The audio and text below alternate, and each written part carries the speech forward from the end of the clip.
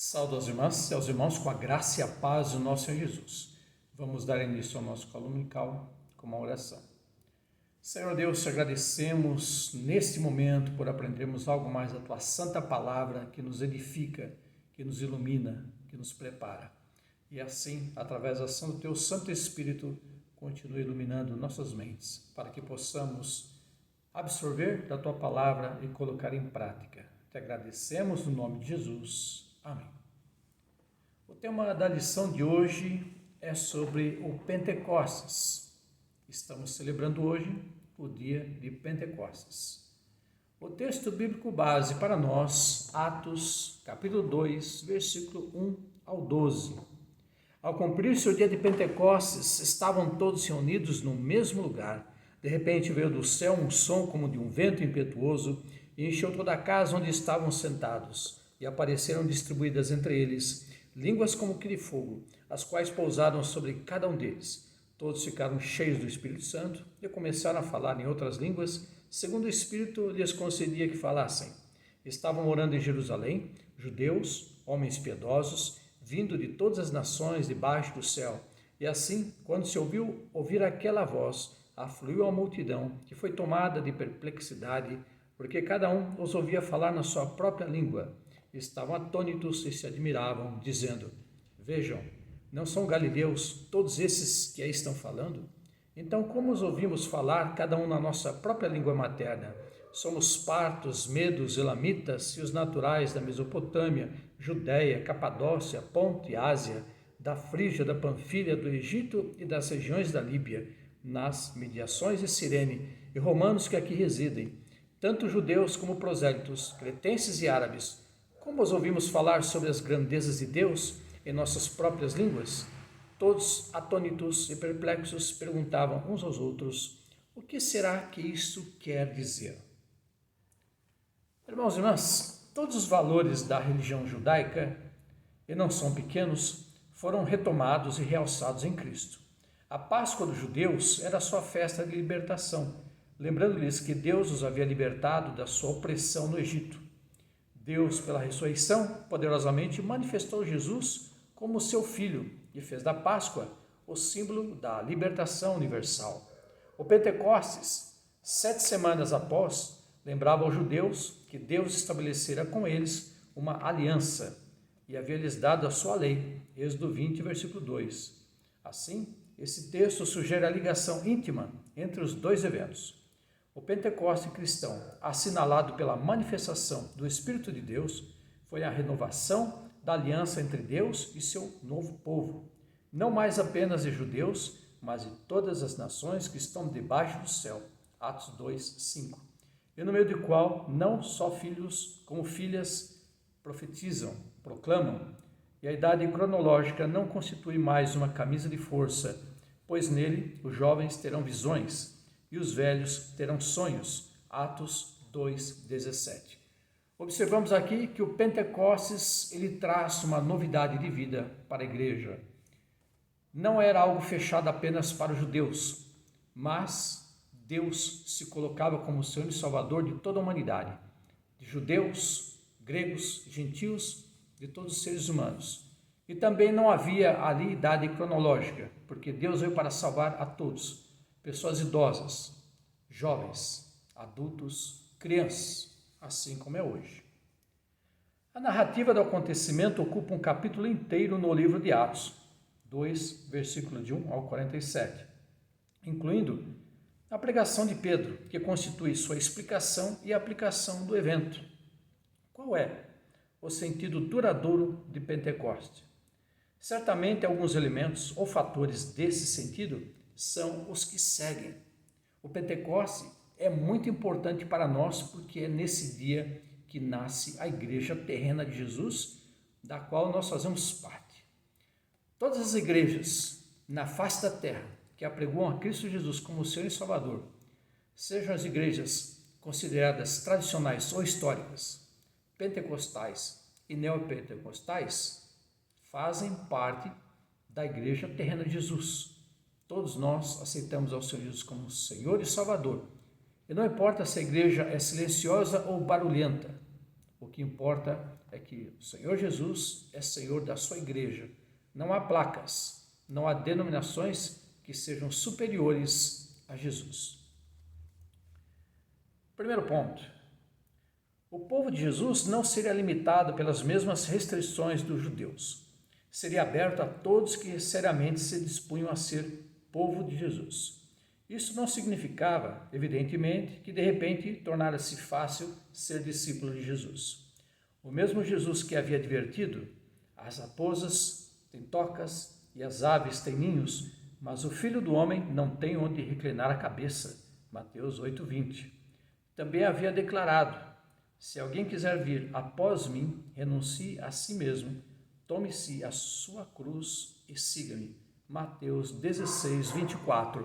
O que observamos aqui é que não é fácil ser uma pessoa cristã. Jesus aqui ele deu um exemplo. Quem não tomar a sua cruz e não me seguir, não é digno de mim. E tomar a sua cruz não é sair e fazer uma cruz de madeira e sair carregando pelas ruas nas costas. A cruz são os problemas, são as dificuldades, são as tribulações que nós passamos a cada momento. Sabemos que a igreja sempre foi perseguida e continua a ser perseguida até hoje. Dessa forma, nós, como homens e mulheres cristãos que recebemos Jesus em nossa vida, precisamos estar preparados porque passamos por dificuldades, por tribulações, perseguições, ameaças, zombarias, bullying, preconceito. Tudo isso nós passamos. E assim, Deus está conosco, nos honrando, nos abençoando, nos fortalecendo. A dura realidade disso logo apareceria na forma de perseguição, prisão e até morte dos discípulos do crucificado. Significativa, sim, que um centurião romano, Cornélio, temente a Deus, não seria barrado por causa da sua raça e nacionalidade. Atos 10. Significava que o etíope não seria excluído por causa da cor da sua pele. Atos 8. Significava que as mesmas atitudes de Jesus, que aceitava livremente as expressões de amor e devoção de mulheres, Lucas 7, 36 e 50, que discutia teologia com elas e ouvia delas as mais sublimes afirmações, João 11, 27, e que aceitava alegremente a colaboração de discípulas, as quais não apenas o serviam na Galileia, como o acompanharam mais de perto que os discípulos, homens, na sua paixão. Mateus 27, 55 a 61. E a quem ele primeiro se manifestou após a ressurreição. Mateus 28, 9. Marcos 16, 9. João 20, 16. Assim, haveriam de ser determinantes na igreja. Observamos aqui, então, a ação de Jesus. No momento em que Pentecostes é derramado sobre homens de todas as nações da terra, ou seja, daquela terra, aquela localidade, aquela região que viviam, observamos aqui que Jesus, ele se manifesta para homens de todas as nações conhecidas naquele momento, pessoas tanto judias como gregas e como descendentes de outras nações e também de outras nações e também mulheres, não havendo aqui preconceito nem racismo, como deve ser a igreja de Jesus hoje, na qual há membros que fazem parte de todos os continentes, nações e povos nesse mundo. Os preconceitos não seriam mais fáceis de serem vencidos naquele tempo do que no nosso. Pedro só iria compartilhar as boas novas com o gentil Cornélio, depois de uma revelação de Deus. Só assim ele poderia dizer: reconheço por verdade que Deus não faz acepção de pessoas, mas que lhe é agradável aquele que em qualquer nação o teme e obra o que é justo. Atos 10, 34 e 35. Paulo custou muito até reconhecer que todos são um só em Cristo. Daí, entre o seu povo, não há nem judeu, nem grego, não há servo, nem livre, não há macho, nem fêmea. Gálatas 3, 28. Mas quando percebeu esta verdade, o ministério, serviço de mulheres floresceu nas igrejas de Paulo, como a Epístola aos Romanos, capítulo 16, abundantemente demonstra. Entre 9 colaboradores de Paulo, mencionados especificamente uma, Júnia, ela destaca como apóstola, Romanos 16, 7. E a igreja hoje parece relutar em aceitar as consequências óbvias do cumprimento da profecia de Joel 2, 28 e 29, que o ministério de proclamação é compartilhado por homens e mulheres indistintamente. É o que observamos hoje. Jesus, ele valorizou as mulheres em sua época. Observamos aqui a palavra do Senhor valorizando as mulheres. Infelizmente, devido ao machismo e distorções, deturpações da palavra do Senhor, as mulheres vão sendo deixadas de lado, sofrem exclusão, até mesmo bullying e zombaria, quando não deveria acontecer. Observamos aqui, ao lermos o Evangelho de Lucas, capítulo 8, versículos 1 em diante, observamos aqui o papel das mulheres que estavam investindo no ministério terreno de Jesus. Observamos também que na igreja havia homens e mulheres que se dedicavam a pregoar as boas novas da salvação em Cristo Jesus. E a grande verdade é que há mulheres que servem muito melhor do que alguns homens. Isso já foi constatado no decorrer dos séculos, de que Deus chamou homens e mulheres para servi-lo através da sua igreja terrena, da qual nós fazemos parte.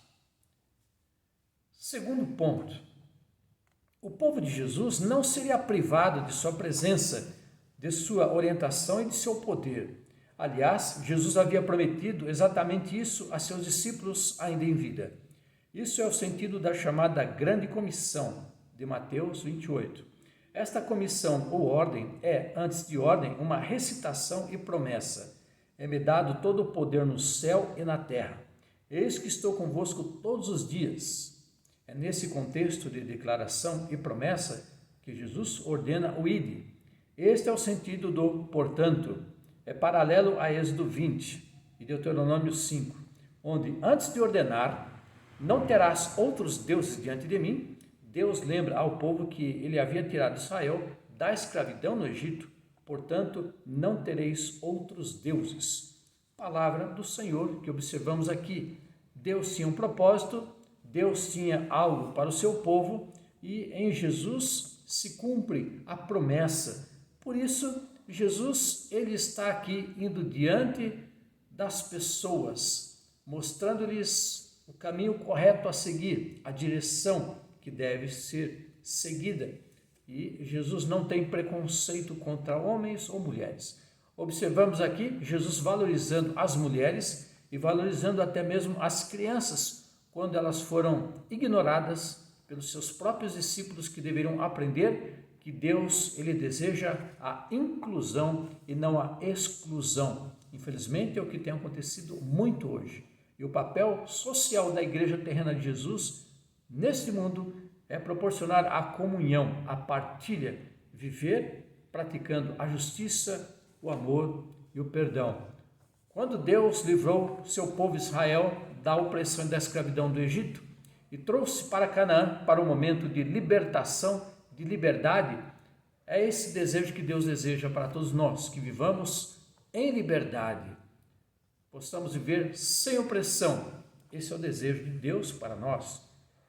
Parece-me que é isto que Lucas está dizendo em Atos capítulo 1 e versículo 1, onde diz: fiz o primeiro tratado ao Teófilo acerca de tudo que Jesus começou, não só a fazer, mas a ensinar. Lucas sugere que o segundo volume de sua obra, o livro de Atos, o primeiro volume, naturalmente, é o Evangelho de Lucas, vai contar o que Jesus continuou a fazer entre o seu povo após sua morte, ressurreição e ascensão. Isto, porém, ele fará por meio do Espírito, que fará dos discípulos de Jesus suas testemunhas e apóstolos. Atos 1:8. Jesus havia deixado claro que ele não abandonaria seu povo. Não vos deixarei órfãos, voltarei para vós. João 14:18. Rogarei ao Pai, e ele vos dará outro Consolador, para que fique convosco para sempre. João 14:16. No momento em que ocorre o Pentecostes e o Espírito Santo se derrama sobre seus discípulos, observamos aqui a promessa de Jesus se cumprindo de que o Consolador, o Espírito Santo, estaria com a sua igreja terrena para sempre, da qual nós fazemos parte. E Jesus mesmo disse que o Espírito Santo nos lembrará tudo o que devemos falar, ensinar, partilhar compartilhar. Deus não está preocupado se nós somos pessoas com diplomas, pessoas muito sábias, pessoas com PhD.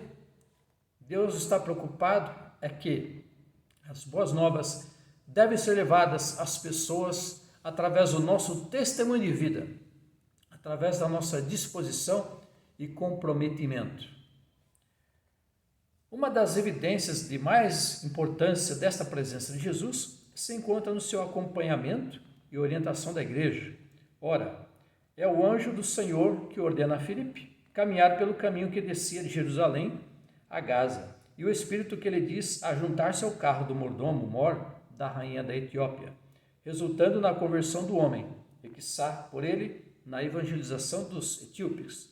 Ora, é a nação do Espírito que de tal forma dirige Paulo e Lucas que levem o evangelho à Europa, estilizando, simplificando o trajeto. O que aconteceu pode ser visto no mapa, se nós tivermos acesso, da viagem missionária. Assim, devemos ler com atenção os versículos de 6 a 10 do capítulo 16 de Atos e verificar o trajeto dos missionários estilizado no livreto. Que exemplo extraordinário de jogo divino, humano, que finalmente levou Paulo e seus companheiros à Europa. É maravilhoso nós podemos acompanhar a trajetória missionária do Paulo e outros discípulos que foram seguindo. Eu tenho aqui um pequeno mapa, vou fazer o possível para que seja bem visualizado. Observamos aqui, então, Paulo e os missionários partindo da região de Israel, rumando para a Europa, para pregoar as boas novas da salvação em Cristo Jesus. Paulo chegou a Roma, mas sabemos que os discípulos, vários discípulos anônimos foram mais longe, chegando na Europa e apregoando as boas novas da salvação em Cristo Jesus. Terceiro elemento. A presença de Jesus no meio do seu povo se expressou na qualidade de sua vida comunitária. Há um quadro desta vida idealizada, sem dúvida, em Atos 2, 42 a 47. Os elementos mais marcantes desta são resumidos no versículo 42. A doutrina dos apóstolos, que sem sombra de dúvida se refere à profecia messiânica, a morte, sepultamento, ressurreição e os encontros do Cristo redivivo com seu povo, conforme Atos 2, 16 a 36 e 1 Coríntios 15, de 1 a 10. B. Uma tal solidariedade que os que criam estavam juntos e tinham tudo em comum, de modo que ninguém passava necessidade. Que belo exemplo! Testemunho da igreja primitiva que às vezes falta nos dias de hoje. C. O partir do pão era uma prática comunitária com duas dimensões importantes, alimentação e culto, pois consistia de uma refeição real, não simbólica, em que todos, ricos e pobres, se alimentavam sem distinção, mas era uma ceia presidida pelo Senhor Jesus ressurreto, em grata memória pela sua morte sacrificial e em expectativa de sua volta gloriosa e definitiva. Desejo de Deus para a sua igreja é unir pobres e ricos, todas as pessoas, no momento de comunhão, no momento de partilha, porque sabemos que no mundo há separação, há divisão, mas a igreja terrena de Jesus propaga as boas novas, o momento de partilha, de comunhão, onde não há exclusão social. D. E oração. O povo de Jesus era e é um povo de oração. A riqueza desta vida de oração, no período apostólico, é impressionante. Perseveravam unânimes todos os dias no templo, Atos 2, 46 e 3, 1. A Didaquê, no capítulo 8, instruiu o catecúmeno da necessidade de orar ao Pai Nosso, pelo menos 3 vezes ao dia. Paulo desafiou os cristãos da Tessalônica a manter uma comunhão ininterrupta com o Pai, exortando-os a orar sem cessar. 1 Tessalonicenses 5, 17. Assim também o Espírito de Jesus, cuja intimidade com Deus lhe permitia chamar-lhe de Abba, Papai, permeava assim a vida do seu povo. A oração, de fato, é o carro-chefe da igreja. Não devemos ignorar essa prática que deve ser constante, diária. Mesmo que as pessoas orem poucos minutos por dia, deve ser uma prática constante e diária, porque a oração é e deve ser o carro-chefe da igreja. Quarto elemento. Um outro aspecto não pode deixar de ser destacado, a saber, a questão da unidade. Dificilmente esta ênfase pode deixar de ser vista numa leitura cuidadosa do capítulo 2 de Atos. Sem nos preocupar demasiadamente com os detalhes dessa experiência única, uma leitura cuidadosa nos deixa com certas impressões indeléveis. Foi quando a totalidade da comunidade, homens e mulheres, se encontrava unida, que a promessa de Jesus foi cumprida, conforme Atos 1:8. Todos foram atingidos e todos passaram a participar de uma comunidade de testemunho, não mais só os 11, mas todos e cada um. Também todos testemunharam eficazmente das grandezas de Jesus, a multidão ali reunida. Versículo 11. Observamos que no derramar do Espírito Santo de Deus não há exclusão social, não há exclusão nacional, que poderia haver uma xenofobia, e também não há uma exclusão, porque há homens e mulheres recebendo nesse momento a intervenção, a ação sobrenatural de Deus sobre suas vidas, assim como é hoje e foi no decorrer dos séculos. Em resumo, foi uma experiência comunitária da qual todos participaram. Já vimos no terceiro ponto como Pentecostes resultou numa comunidade unida de amor, solidariedade e adoração, quebrando as antigas barreiras de raça, sexo e classe. É este mesmo Espírito de Cristo que busca a unidade do povo de Deus e ainda a unidade da raça humana. Este é o desafio do Pentecostes para o Cristo de hoje, em pleno século 22. Assim, irmãos e irmãs, Deus tem um plano na nossa vida. O Pentecostes traz a ação do Espírito Santo de Deus que anima, que traz a vida a todas as pessoas. Homens, mulheres, crianças, jovens, juvenis, pessoas idosas, todos nós. Esse é o desejo de Deus. E Pentecostes, relembrando, é o dia do nascimento da igreja terrena de Jesus, não de placas denominacionais, mas da igreja terrena de Jesus, da qual todos nós fazemos parte. Assim, havendo alguma dúvida, alguma pergunta, é só nos comunicar para que possamos aprender, possamos compartilhar. Assim, agradeçamos a Deus em oração. Obrigado, Senhor Deus, por mais este momento onde podemos aprender algo mais da Tua Santa Palavra. Continua, Senhor, iluminando nossas mentes para que possamos compreender e colocar em prática os Teus ensinos. Assim te agradecemos no nome do Teu Filho Jesus, que nos ensinou a orar dizendo: Pai nosso que estás nos céus, santificado seja o Teu nome. Venha a nós o vosso reino, seja feita a Tua vontade, assim na terra como nos céus. O pão nosso de cada dia nos dai hoje. Perdoa as nossas dívidas, assim como nós perdoamos aos nossos devedores. E não nos deixes cair em tentação, mas livra-nos do mal, pois Teu é o reino, o poder e a glória para todos sempre. Amém. Recebamos a bênção. E a paz que excede toda compreensão, guarde os nossos corações e mentes, no amor e conhecimento de Deus Pai e de Seu Filho Jesus Cristo, nosso Senhor, Salvador e Libertador, e a doce e confortadora consolação do Espírito Santo, seja com todos vós, para todos sempre. Amém. Um abraço fraternal em Cristo Jesus, minhas irmãs, meus irmãos, continuemos nesse propósito e que o Pentecostes continue a ocorrer a cada dia na vida da Igreja Terrena de Jesus, da qual nós fazemos parte. Amém.